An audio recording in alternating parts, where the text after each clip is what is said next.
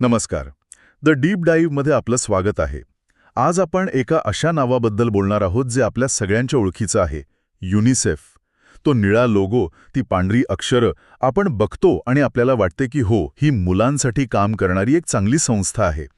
पण कहाणी फक्त एवढीच आहे का? नाही, अजिबात नाही. उलट आपल्याकडचे स्रोत सांगतात की ही एक अतिशय गुंतागुंतीची, शक्तिशाली आणि अनेकदा वादग्रस्त संस्था आहे. आणि आज आपलं ध्येय हेच आहे, या ओळखीच्या लोगोच्या मागे दडलेल्या या विशाळ संस्थेचं खरं स्वरूप समजून घेणं. चला तर मग अगदी मुळापासून सुरुवात करूया.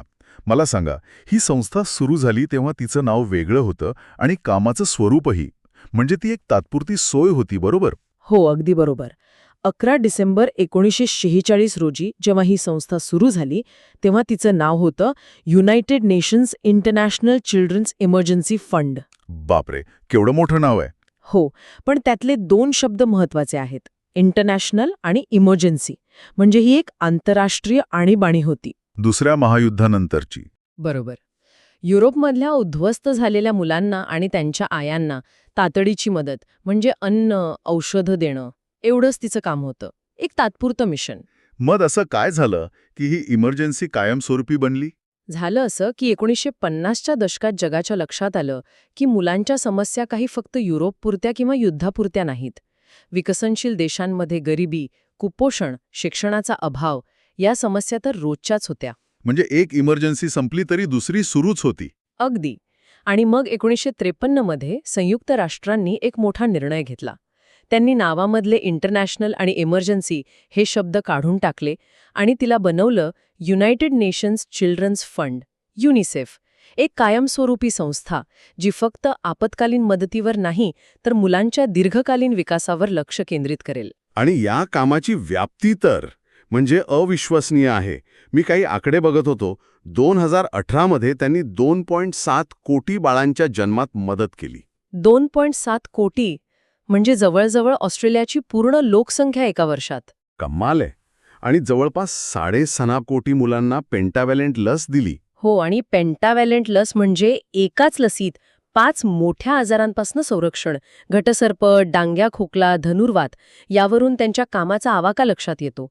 आज ते 192 देशांमध्ये काम करतायत. एवढ्या मोठ्या प्रमाणावर काम करण्यासाठी पैसा तर प्रचंड लागत असणार. हो, हा पैसा येतो कुठून? म्हणजे संयुक्त राष्ट्र देतं का? नाही. आणि हीच युनिसेफची सगळ्यात वेगळी गोष्ट आहे. युनिसेफ पूर्णपणे ऐच्छिक देणग्यांवर चालते. पूर्णपणे? हो. त्यांना संयुक्त राष्ट्रांकडून थेट बजेट मिळत नाही. सरकारं आणि खाजगी देणगीदार जे पैसे देतात त्यावरच त्यांचं सगळं काम चालतं. आणि ही रक्कम किती असेल साधारण? 2020 मधला आकडा आहे तब्बल $7.2 अब्ज. काय सांगताय? $7.2 अब्ज. आणि हे सगळं ऐच्छिक देणग्यांतून? हो. यात सरकारांचा मोठा वाटा आहे, पण खाजगी देणग्याही खूप महत्वाच्या आहेत. आणि ह्या सगळ्याचं व्यवस्थापन कसं चालतं? म्हणजे हेडक्वार्टर कुठे आहे? निर्णय कोण घेतं? याचं मुख्यालय न्यूयॉर्कमध्ये आहे. तिथे 36 सदस्यांचं एक कार्यकारी मंडळ आहे. तेच धोरणं ठरवतात, कार्यक्रमांना मंजुरी देतात. पण खरं काम होतं ते जगभरातल्या 150 देशांमधल्या कार्यालयांमधनं. आणि त्यांना मदत करण्यासाठी 7 प्रादेशिक कार्यालय आहेत. अच्छा. आणि एक महत्वाची गोष्ट म्हणजे 34 विकसित देशांमध्ये त्यांच्या राष्ट्रीय समित्या आहेत. त्यांचं काय काम असतं? त्यांचं मुख्य काम आहे आपापल्या देशात युनिसेफसाठी निधी गोळा करणं आणि लोकांमध्ये जनजागृती करणं. एकूण उत्पन्नाचा जवळजवळ 1/3 हिस्सा या समित्या खाजगी क्षेत्रातून उभारतात. म्हणजे ही एक प्रचंड मोठी आणि गुंतागुंतीची यंत्रणा आहे. पण मी वाचलंय की निधी गोळा करण्यासाठी ते काही खूपच भन्नाट कल्पना वापरतात. हो, आणि इथेच युनिसेफची खरी कल्पकता दिसते. ते फक्त मदतीसाठी आवाहन करत नाहीत. यातलं सगळ्यात प्रसिद्ध उदाहरण म्हणजे FC बार्सिलोना सोबतचा करार, नाही का? अगदीच. तो एक ऐतिहासिक करार होता. कारण खूप वर्षांनी. एक मिनिट, म्हणजे बार्सिलोना क्लबने युनिसेफला पैसे दिले हे तर पूर्णपणे उलटं झालं. सहसा कंपन्या क्लबला पैसे देतात त्यांच्या जर्सीवर नाव लावण्यासाठी. बरोबर. आणि हाच या कराराचा मास्टर स्ट्रोक होता. बार्सेलोनाने त्यांच्या जर्सीवर युनिसेफचा लोगो लावण्यासाठी 5 वर्षांकरिता दरवर्षी 1.5 दशलक्ष युरो दिले. पण मग बार्सिलोनाचा यात काय फायदा होता? त्यांनी स्वतःला केवळ एक क्लब नाही हे सिद्ध केलं. स्वतःची एक सामाजिक जाणीव असलेली प्रतिमा तयार केली. पण युनिसेफसाठी फायदा पैशांपेक्षा खूप मोठा होता. तो कसा? विचार करा. मेसी आणि रोनाल्डिनोसारखे खेळाडू जेव्हा युनिसेफचा लोगो असलेली जर्सी घालून मैदानात उतरले तेव्हा युनिसेफची ओळखच बदलली. मदत करणं हे केवळ एक कर्तव्य न राहता एक कूल गोष्ट बनली. एका क्षणात ते एका जागतिक लाईफस्टाईल ब्रँडच्या बरोबरीने आले. हे खरंच खूप हुशारीचं आहे. अशा आणखी काही कल्पना आहेत का त्यांच्या? हो, अनेक आहेत. उत्तर अमेरिकेत trick or treat for UNICEF ही मोहीम खूप प्रसिद्ध आहे. अच्छा, हॅलोवीनमधली. हो, हॅलोवीनच्या दिवशी मुलं घरोघरी जाऊन कँडी किंवा चॉकलेटऐवजी एका छोट्या डब्यात युनिसेफसाठी देणगी गोळा करतात. कल्पना किती साधी पण प्रभावी आहे बघा. मुलांना लहानपणापासूनच इतरांना मदत करायची सवय लावली जाते. म्हणजे एका अर्थीत देणगीदारांची पुढची पिढी तयार होत आहे. अगदी. आणि याच विचारावर आधारित त्यांचा किड पॉवर नावाचा एक उपक्रम आहे. त्यांनी मुलांसाठी एक फिटनेस ट्रॅकर ब्रेसलेट तयार केलाय. फिटनेस बँड मुलांसाठी? हो, मुलं जेवढं जास्त खेळतात, धावतात, तेवढे पॉइंट्स त्यांना मिळतात. आणि हे पॉइंट्स जमा झाल्यावर कंपन्यांकडून निधी अनलॉक होतो, जो कुपोषित मुलांना पौष्टिक अन्न पुरवण्यासाठी वापरला जातो. वा, म्हणजे मुलांचं आरोग्यही सुधारायचं आणि गरजू मुलांपर्यंत मदतही पोचवायची. हे सगळं ऐकून तर खरंच असं वाटतं की ही एक आदर्श संस्था आहे. पण इतक्या मोठ्या संस्थेच्या कार्यात सगळं काही आलबेल नसतं. स्रोतांमध्ये काही गंभीर वाद आणि टीकाटिप्पणीचाही उल्लेख आहे. हो, आणि त्याबद्दल बोलणं खूप महत्त्वाचं आहे, कारण त्यातूनच संस्थेची दुसरी अधिक गुंतागुंतीची बाजू समोर येते. काही वाद त्यांच्या धोरणात्मक भूमिकेमुळे झाले आहेत. उदाहरणार्थ, युनिसेफ गर्भनिरोधक साधनांच्या वापराला आणि काही विशिष्ट परिस्थितीत सुरक्षित गर्भपाताला पाठिंबा देते. अच्छा. या भूमिकेमुळे 1996 मध्ये व्हाटिकनने युनिसेफला दिला जाणारा आपला प्रतिकात्मक पाठिंबा काढून घेतला. हा एक मोठा वैचारिक संघर्ष होता. आणि दत्तक प्रक्रियेबद्दलही त्यांचे काही वेगळे विचार आहेत असं मी वाचलं. हो, आणि तो एक खूप भावनिक आणि गुंतागुंतीचा विषय आहे. युनिसेफचा भर आंतरराष्ट्रीय दत्तक प्रक्रियेपेक्षा मुलांना त्यांच्याच देशात, त्यांच्याच समाजात वाढवण्यावर जास्त असतो. म्हणजे ते आंतरराष्ट्रीय दत्तक प्रक्रियेच्या विरोधात आहेत? विरोधात नाहीत, पण त्याला ते शेवटचा पर्याय मानतात. त्यांच्या मते मुलांना त्यांच्या संस्कृतीत वाढायला मिळणं महत्त्वाचं आहे. पण यामुळे काही टीकाकार म्हणतात की युनिसेफच्या या कठोर धोरणांमुळे अनेक मुलांना परदेशात एक चांगलं घर मिळण्यापासून वंचित राहावं लागतं. हे झाले धोरणात्मक मतभेद.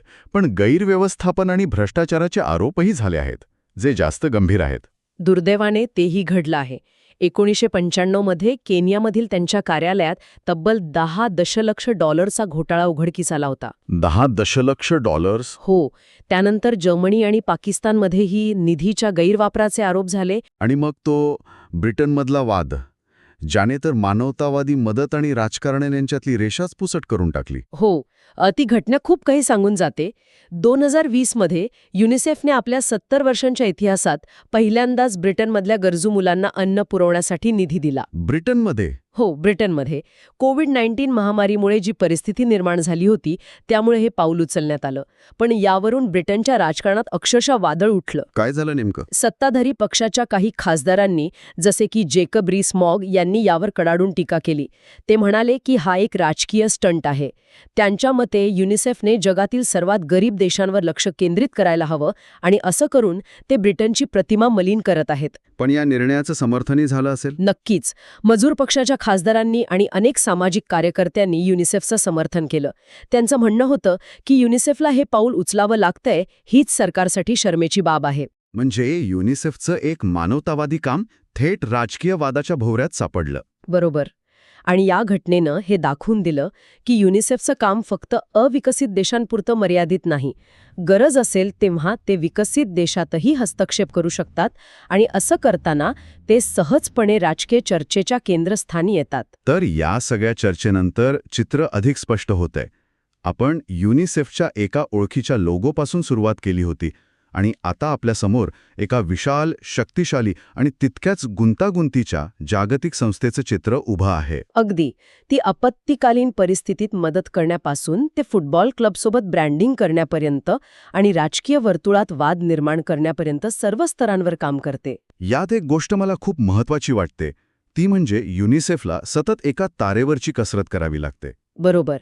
एका बाजूला आपत्कालीन मदत आणि दुसऱ्या बाजूला दीर्घकालीन विकास. एका बाजूला निधी उभारण्यासाठीचा आदर्शवाद आणि दुसऱ्या बाजूला प्रत्यक्ष कामातलं कठोर वास्तव. आणि सर्वात महत्त्वाचं म्हणजे तिचं मानवतावादी ध्येय आणि तिला ज्या राजकीय जगात काम करावं लागतं त्यातील संघर्ष, या सगळ्यामध्ये तिला सतत समतोल साधावा लागतो. श्रोत्यांसाठी एक शेवटचा विचार सोडून जाऊया. स्रोतांनुसार युनिसेफवर एक टीका अशी केली जाते की ती मुलांच्या तात्काळ जगण्यावर म्हणजे सर्व्हायव्हलवर लक्ष केंद्रित करण्याऐवजी त्यांच्या हक्कांवर म्हणजे राईट्सवर जास्त भर देते. हा एक खूप मोठा तात्विक प्रश्न आहे. आणि यातून एक महत्त्वाचा प्रश्न निर्माण होतो. संकटाच्या काळात अधिक महत्त्वाचं काय आहे? मुलाने पुढचा दिवस पाहिला पाहिजे हे सुनिश्चित करणे की त्याचं पुढचं आयुष्य सन्मान, शिक्षण आणि हक्कांनी भरलेलं असेल हे पाहणे. ही दोन्ही उद्दिष्टे कधीकधी एकमेकांच्या विरोधात उभी राहतात का? आणि अशावेळी युनिसेफसारख्या जागतिक संस्थेने कशाला प्राधान्य द्यायला हवं? यावर नक्की विचार करा.